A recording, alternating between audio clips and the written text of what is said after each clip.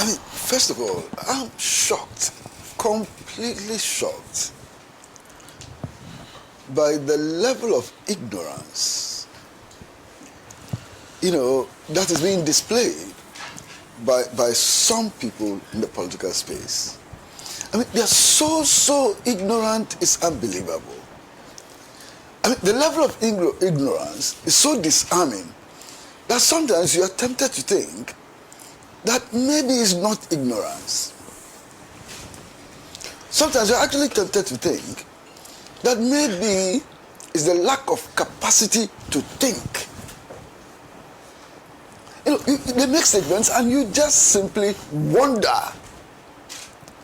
And some of these people are the people we have used the taxpayers' money to build institutions for them to go and learn. So they've wasted the taxpayers' money. They've learned to become lawyers. They've learned to become economists. They've learned to become medical doctors and so on. But their faculty for thinking doesn't exist. We wasted our money educating them. I mean, complete waste of money educating this bunch of politicians. Unbelievable.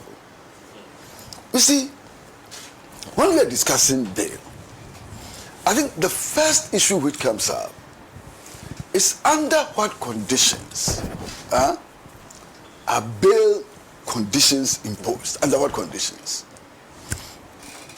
And it is clear. You see, a policeman who finished SHS and got recruited into the police service understands these things.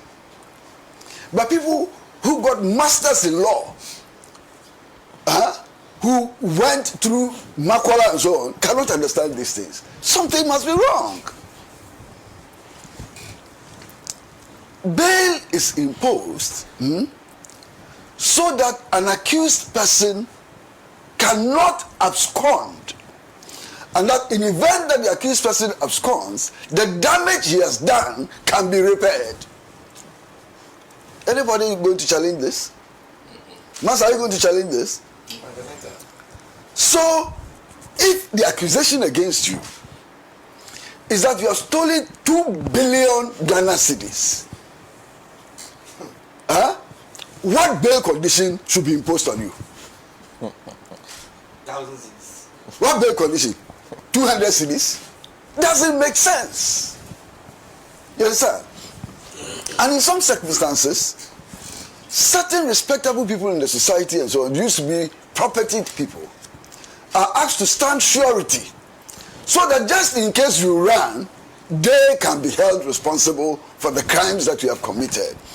And they can be held responsible for a number of reasons, and in a number of ways, all prescribed by the law.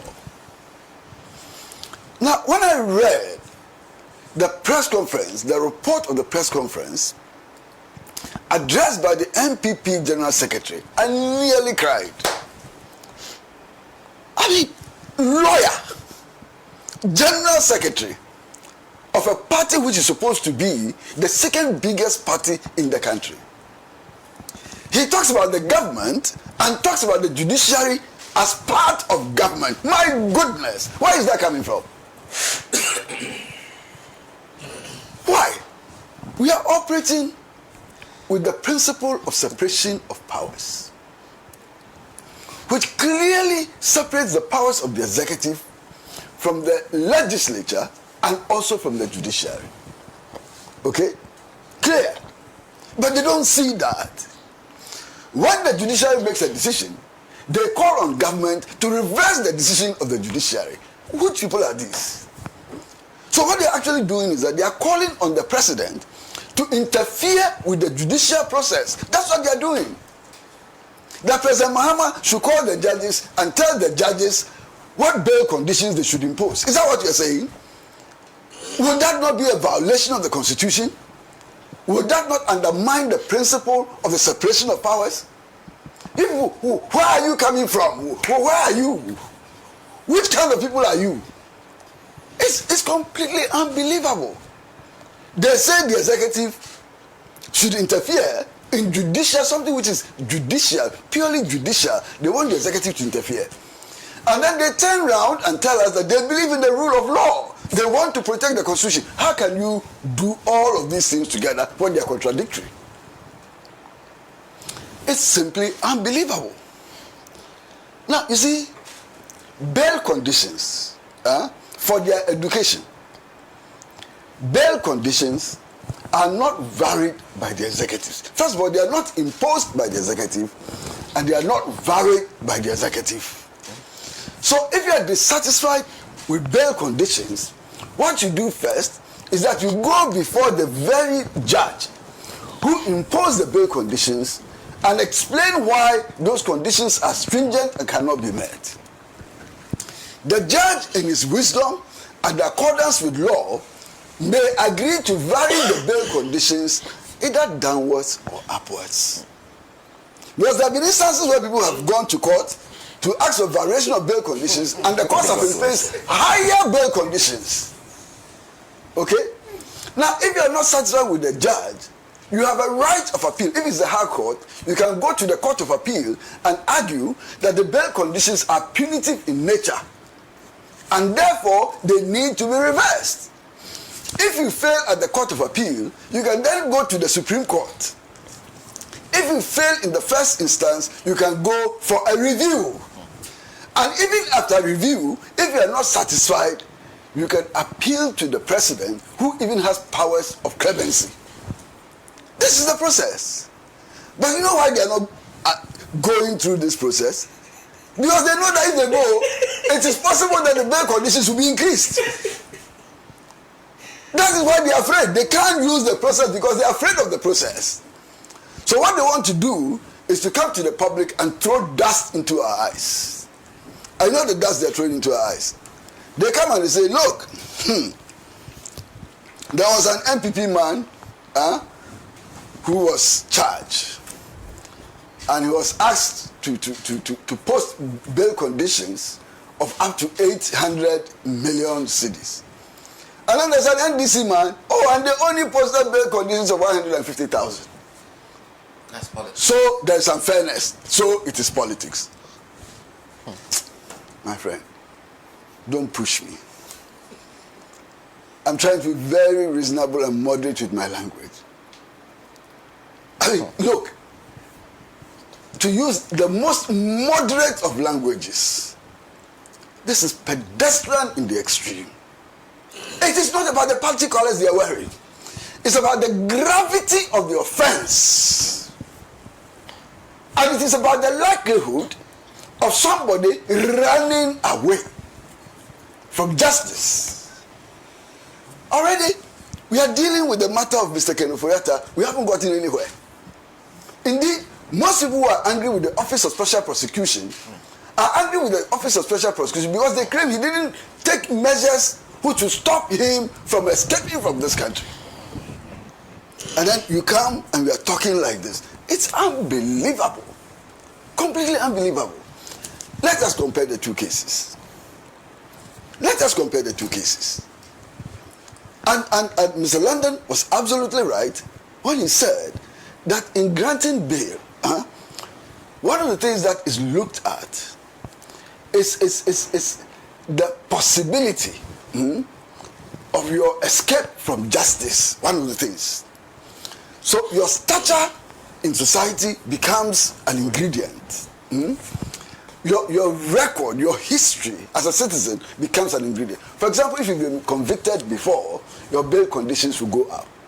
If you've never been convicted before, your bail conditions will be different. And so on. There are so many things. So, for example, if you are accused of stealing a goat, your bail condition will be commensurate with the value of the goat. If you are accused of stealing a Toyota Land Cruiser, your bail conditions will be commensurate with what you have stolen. So the goat thief and the Land Cruiser thief don't get the same bail conditions. You must understand that. So if the NDC man happens to be a goat thief and the NPP man happens to be a Land Cruiser thief, the bail conditions would necessarily be different. So you must understand that. So drop the party colors and look at the substance of the matter before us. Listen, I mean, I just don't know. Look, sometimes it's annoying. Sometimes it's so annoying. And you hold a press conference and you are blaming the president for a decision taken by the High Court, a High Court judge that for all probability you appointed. Can you believe this? A High Court judge that possibly your government appointed. They appointed the judge. Well, I don't know. No, okay, I don't know. But you appointed a High Court judge. And when he makes a decision, you blame somebody who had no hand in putting the High Court judge there. And who has no power to reverse judicial decisions. What is wrong with you? What is wrong? And how? What do you take the people of Ghana for? You think that the people of Ghana are just yo-yos? That you can hold press conferences and confuse the people of Ghana and so on? They are not.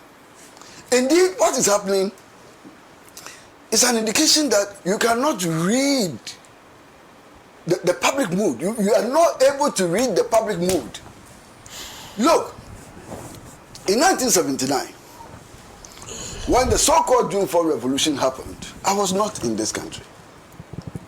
As a matter of fact, I was in Philadelphia. I came back on June 11th. Some of the executions had already taken place. And I criticized the executions and said they were unfair, they were unjust, and so on. Do you know what I suffered then? The public, not the AFRC members, the public was angry with me. They wanted to eat me alive. Because the public wanted to see blood. The public was not interested in fairness. The public anger was that blood must flow. When people were being shot at the stakes, the soldiers who were doing the shooting were being cheered. You understand? And you must understand this public mood. Today, do you know what the public mood is?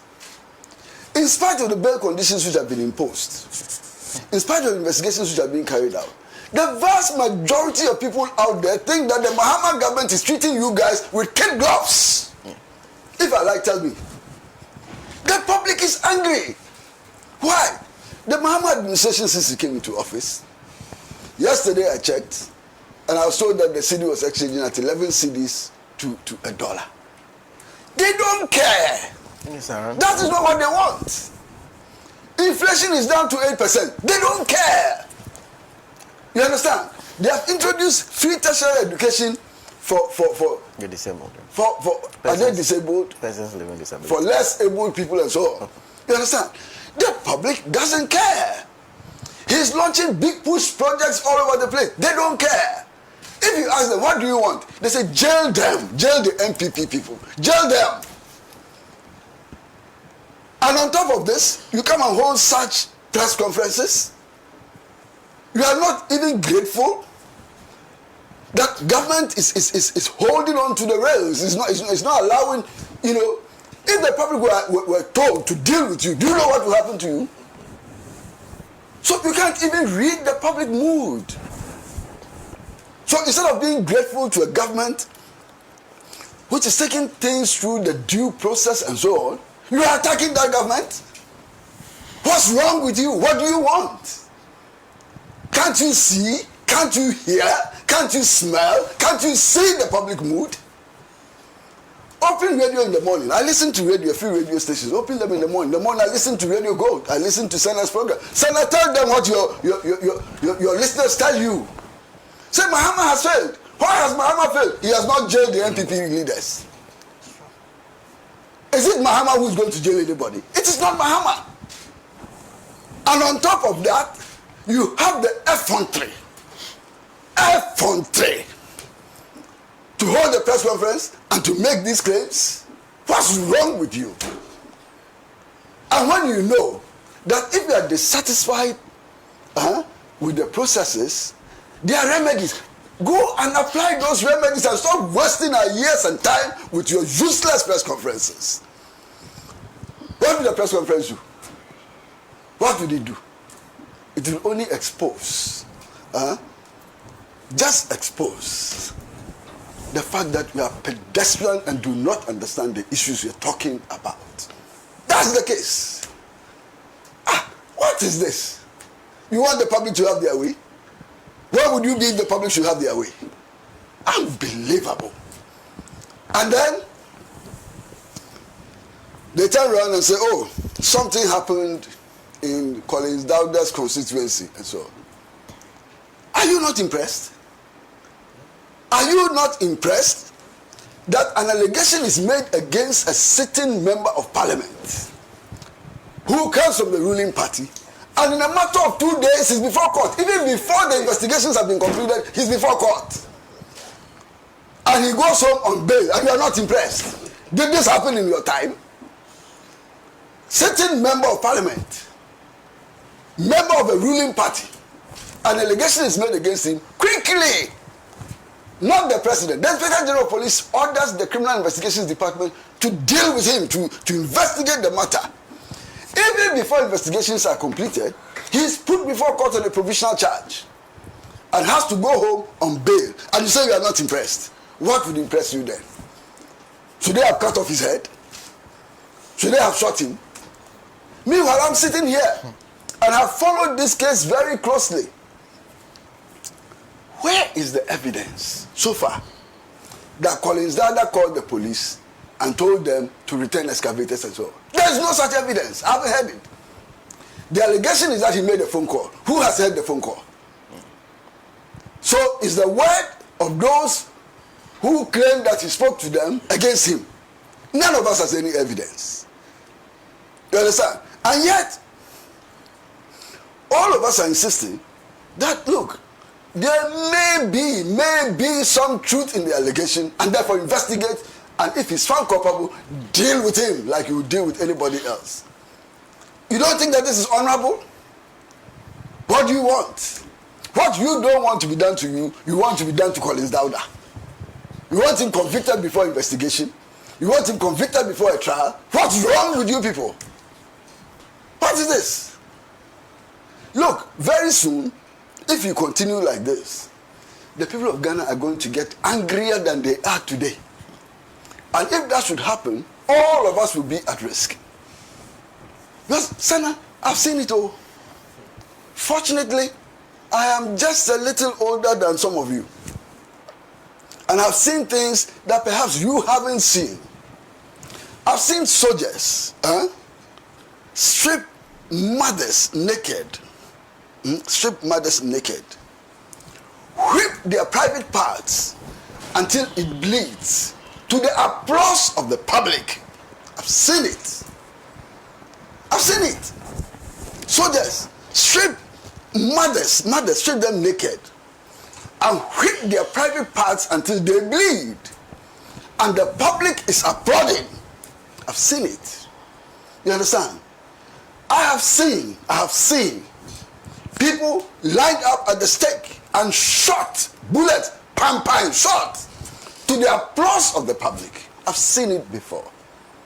I've seen periods where it was considered a crime to be speaking about the violation of democratic and human rights.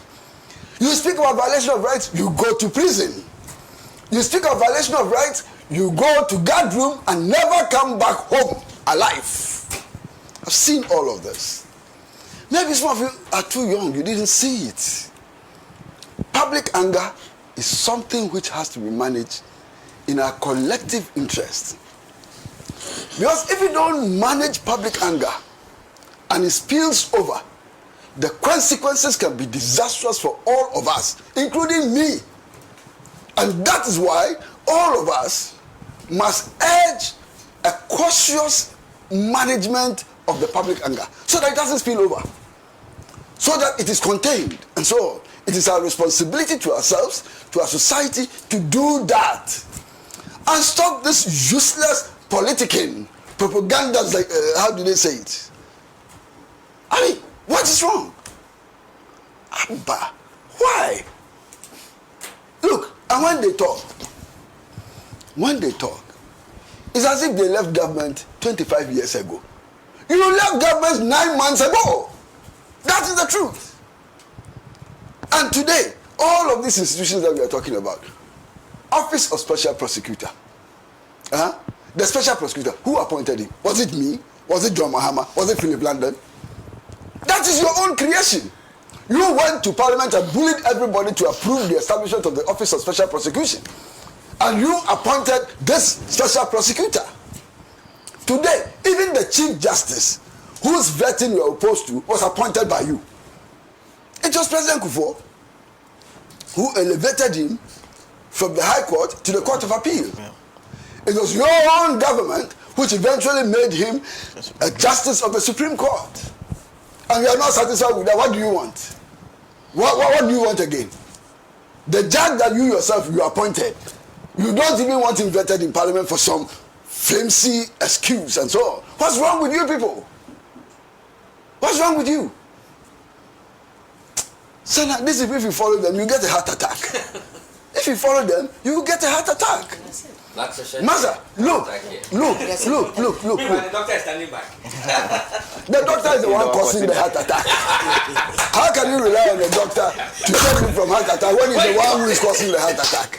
Oh, baby, you. But he's a good doctor. And Master. He's a good doctor, pal. Yeah, but when it comes to politics, he destroys his practice as a medical officer. But, and Sana, carry on. Sana, listen to some of those people who fell victims to NPP administrations. Why? I was a member of the Free Chachuchiketa campaign. Should I recount what he went through?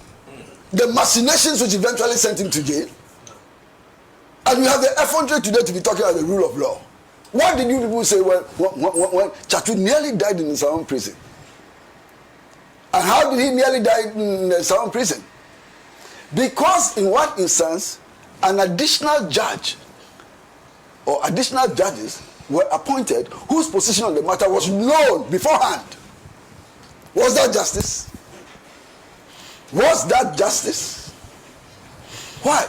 Go and talk to Dr. Upuni about justice. Go and talk to Dr. Upuni about justice. Let him tell you his story. Let me tell you how he was arrested in Accra and driven to the Brown-Hafo region and what he suffered on the way to the Brown-Hafo region.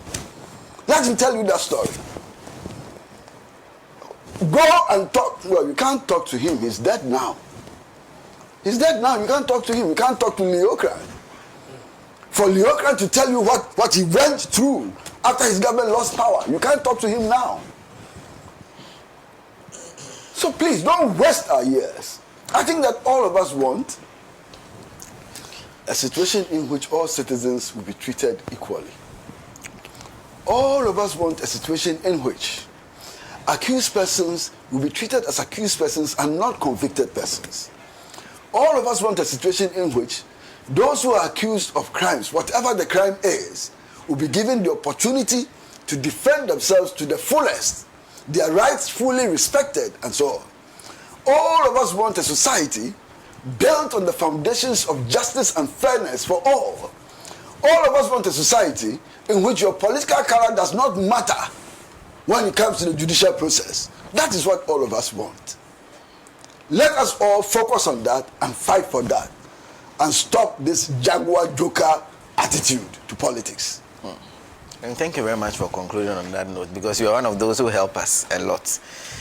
I think this week I had an interview with Alhaji Yunusa Hussaini where he was saying that he didn't see anything wrong with the steps taken by the special prosecutor so far in trying to get Mr. Kenofoya into the country. My listeners who have always loved Alhaji Yunusa Hussaini says I shouldn't call him into the show again. In fact, the thing is, sometimes when I try to explain that this is not how it's supposed to work, they have serious issues with me. So when I come on Saturdays and you make the same points, it helps my case. So please, thank you very much for helping us to hold the line. You're saying that they should direct their anger from you too. Oh no, you see, they like you very much. They like you more than they like me. So. Well, if you just join us, this is the Matter About Talk Shows, Alhaji and Alhaji. And thank you very much for staying tuned. We are live from the studios of Pan-African Television. We're still having studio Kwesi Pratt Send, General Secretary of the Socialist Movement of Ghana. You just heard him, of course.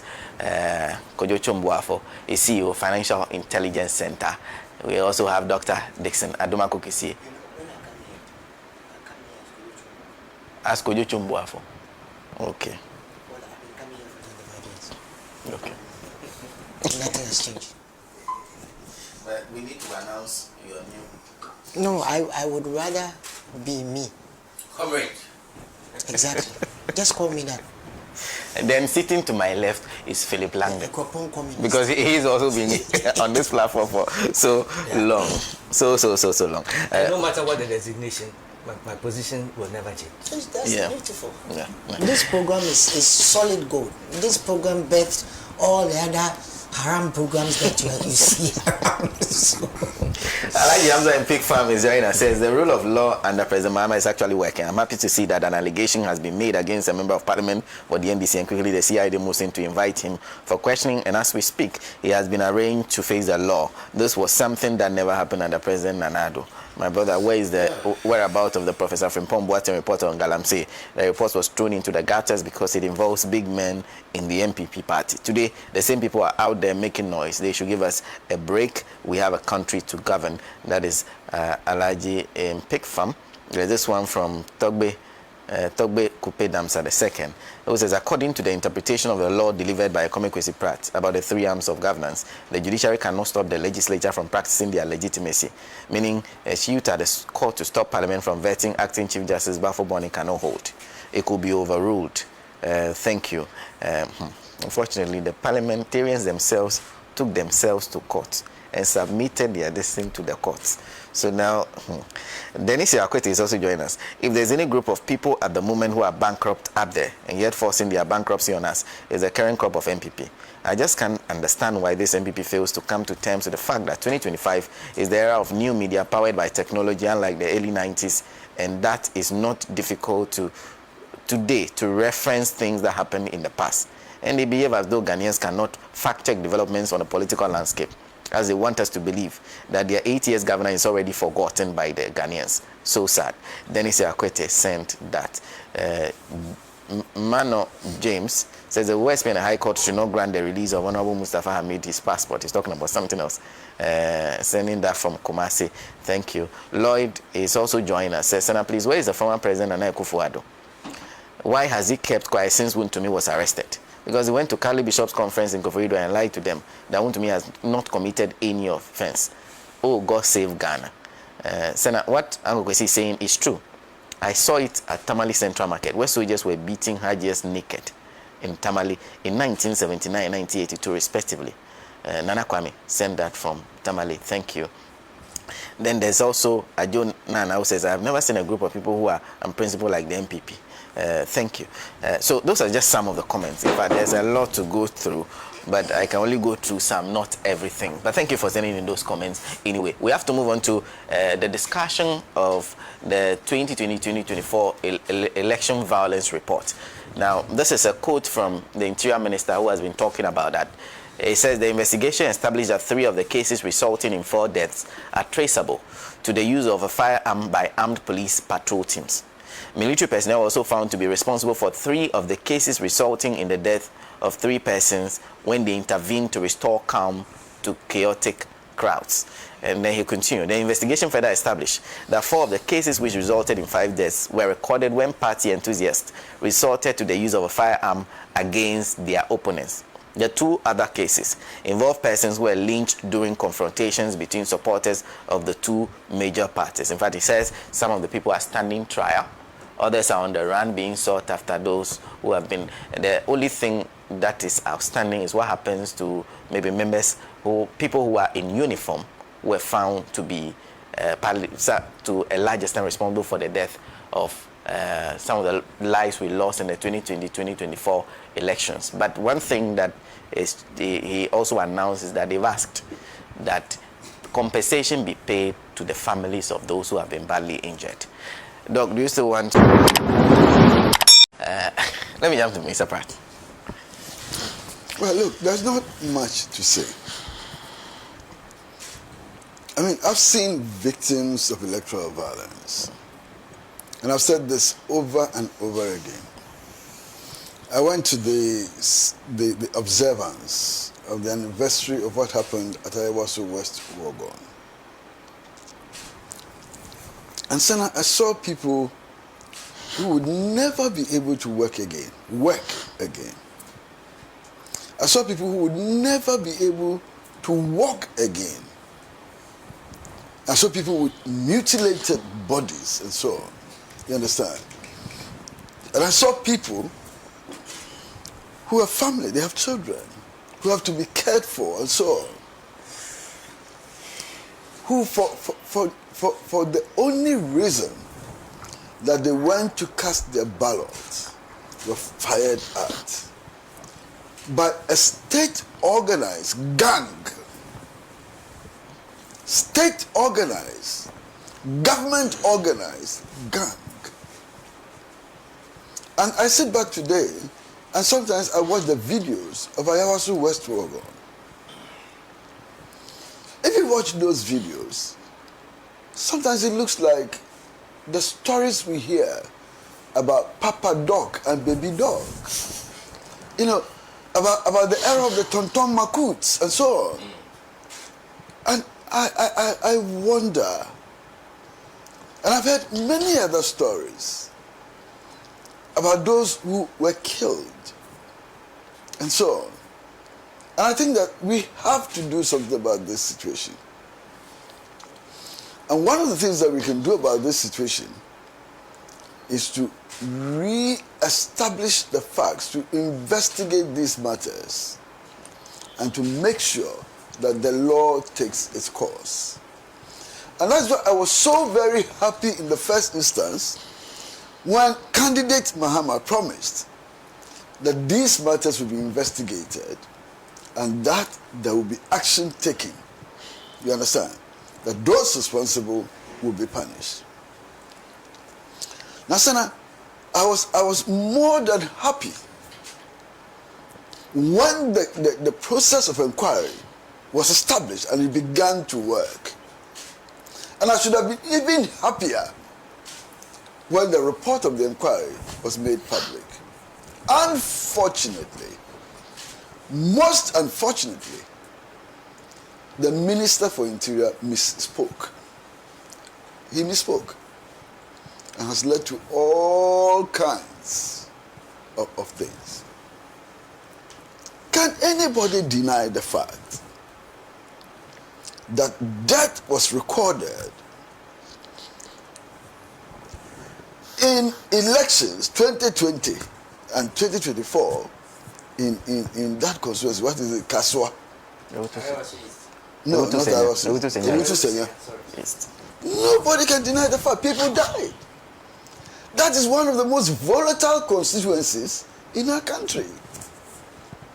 There was one instance when the sitting member of parliament actually admitted that she went to the polling station with a gun and she fired the gun. Her own admission, her own words. So you see, when the Minister of Interior spoke and gave the impression that nothing untoward happened in that constituency, it was exceedingly worrying that something happened. You understand?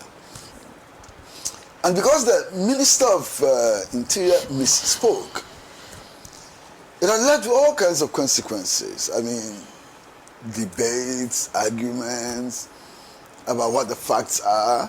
The current sitting member of parliament has had to hold a press conference.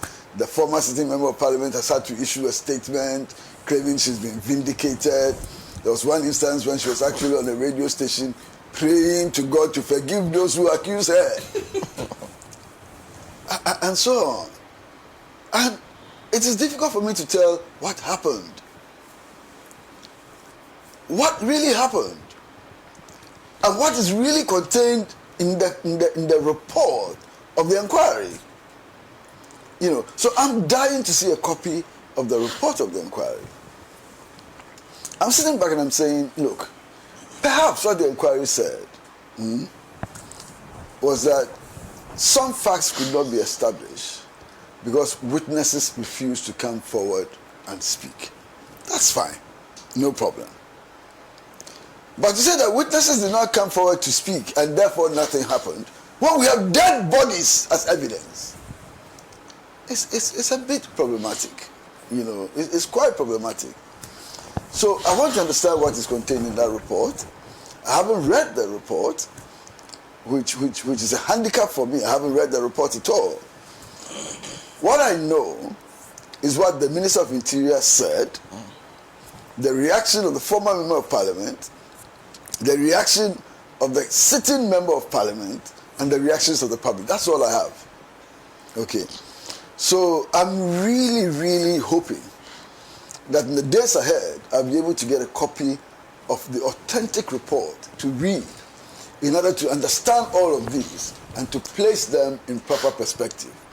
But otherwise, I think the fact that it appears that the Minister of Interior misspoke has more or less devalued and otherwise something that we should all have cherished and praised. You understand? But whatever it is, the figures are staggering. The number of dead, the number of injured. If I remember correctly, 14 people had varying degrees of injuries. And about 5 or 4 people actually died as a result of election violence. You know, and I hear this, and I compare this to what happens in other countries. I feel embarrassed. Masa, you go to a country like Cuba, you know those who supervise elections. You won't find one gun at the polling station. School children actually supervise elections. And sometimes when you tell others, they say, oh, because there's no competition. It's a lie. Elections are contested vigorously, seriously. If you want to be a member of parliament in Cuba, you have to come up with your plan. You have to show what you're going to do in the community. You have to be discussing the health needs of the people and how you're going to meet them. You know, it's vigorous. And yet it is being managed. The polling station is managed by school children. You know, but there's something else. I told a friend of mine who was so surprised. In a place like Cuba, being a member of parliament is not a job. You understand? So Sana, you are the presenter of a morning show in Radio Gold. When you win elections as a member of parliament, you remain a presenter of the morning show in Radio Gold and take your pay as presenter of the morning show in Radio Gold. When there's a parliamentary session, they have parliamentary sessions. Radio Gold then releases you to go to parliament and serve your community. When you finish, you come back to Radio Gold and work. There's no ex gratia award.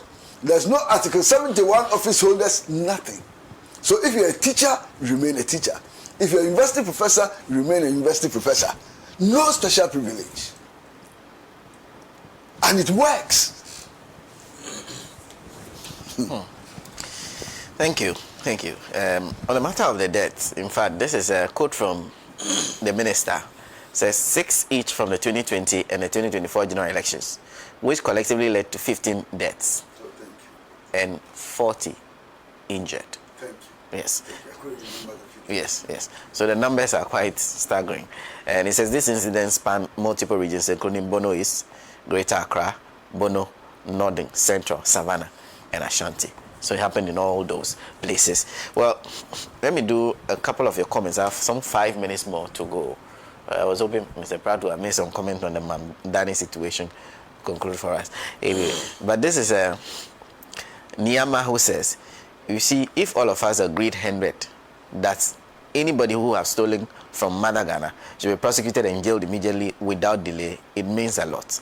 I tell you, there are some politicians in army uniform who are waiting to take advantage of corrupt civilian politicians to stage a coup.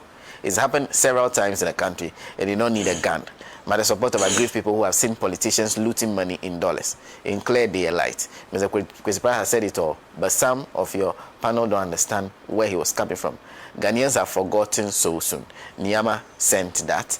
And then there's one fear who says the state force to fight galamsey should always supersede every force galvanized by any group of criminals, but no longer the kiss gloves with which galamsey fight has enjoyed over the years. What are military officers and men doing at the various barracks when our very lives are being threatened by enemy of the state? Galamsey, he says, just deploy 50% of them with the right logistics and in 2 months we are done with galamsey. There's also this one from Kojoku who says the NPP would always claim they are the fathers of democracy, but in actuality they are the authors of political vindictiveness. I remember how Dr. Toniedu was slapped in traffic just after Akufo took over. Isaac sent that. Thank you. Thank you very much. And there's Prince who sent this from Kwashibu. Compared to this guy, other guys. President Kufuor did nothing. Oh. Prince of Kwashibu says, please tell Kojechi Mbuafu that Dr. Admakuk has already been vindicated at Anyaso Utom, and we are patiently waiting for him to return for the seat in 2028. He's such a fine and honest gentleman that our party cannot lose, so he shouldn't try to woo him to the NDC. That's exactly what I'm doing. Dr. Admakuk will surely be back. Did I hide it at all? Because it's written in the stars. I also condemn violence of any form, and what we witnessed in the last election. Who say he's going to NDC? You can get him. Why do you upset? We will take him. Oh, the yellow people. Actually, it won't be such a bad idea. Ntibafa from Gulf City says, how did the United Party share the positions among themselves? I know you have any elections. Now, remember that the arrangements currently are interim. We are yet to get their final certificates. Yes. So, these executives are in place to do... And who is asking that question? I don't know why Ntibafa had... Which position would he take? Well, he can come and contest of the position. So the problem is interim. It's interesting. That's Ntibafa's concern. Tori from Boga says, good morning. Please don't... people don't respect soldiers these days because the soldiers do not respect themselves. Gone are the days you do not see soldiers just moving around. You only see them when it's needed. What do we see now? Soldiers in uniform at the clubhouse and pubs dancing. How will others respect you? When they change, they will receive the respect they need. Tony sent that from Boga. Tony, is it Ajika Richard? Says, any current MP trying to win the fight against Galamsey will surely lose the election 2028. God himself will start fighting them. Ajika Richard sent that from Denu Afiare Nigba. There's this one. It says, Senator, please ask the NPP man. There's only the NDC government who should do the right thing, but they can't start. Well, that's from him. There's also Kofi G in Ablekuma. Is it not painful that you wake up every day hearing accusations on Galamsey? Oh, both past and present government agree on common sense in solving just one problem, which is affecting all of us. Corruption, Galamsey, job for the youth, rules, water, food, and others. Sends greetings to my former MP in the wrong party, Dr. Kisi. I don't know why everybody has this impression that he